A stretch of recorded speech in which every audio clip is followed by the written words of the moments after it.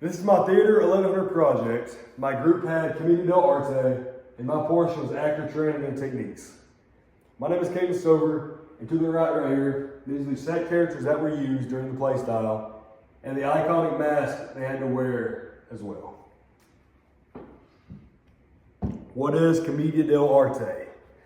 So Commedia dell'Arte is a theatrical style that developed in the 16th century Italy. In this play style, they had to wear these exaggerated masks, as you can see right here. As you can tell, they're different with each character listed. I don't know if you can see that far. And this is what the play would have looked like back in the day. And in these plays, they were highly interactive with the crowd and incorporated acrobatics, comedy, and really just fully embodied the character they had to play. Let me show you an example video.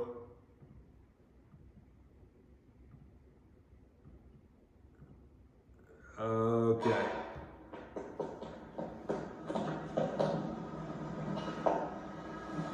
The world of Commedia. Masters, servants and lovers. They're universal types that you see everywhere.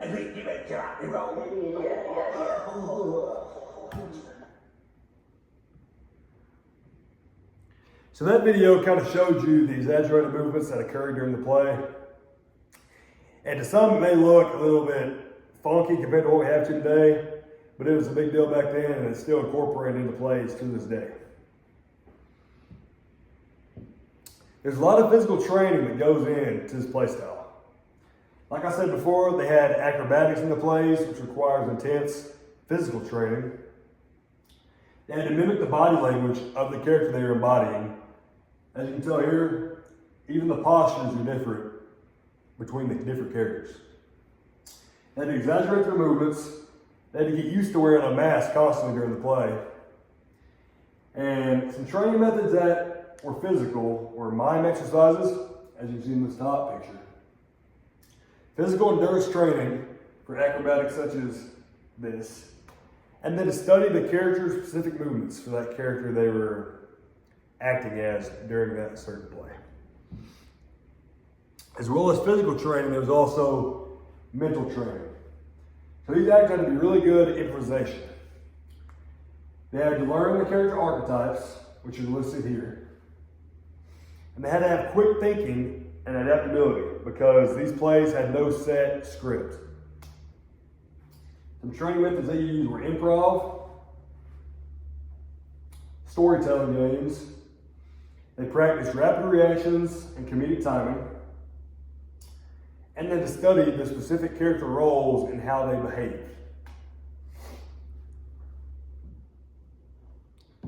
Another big one was emotional training.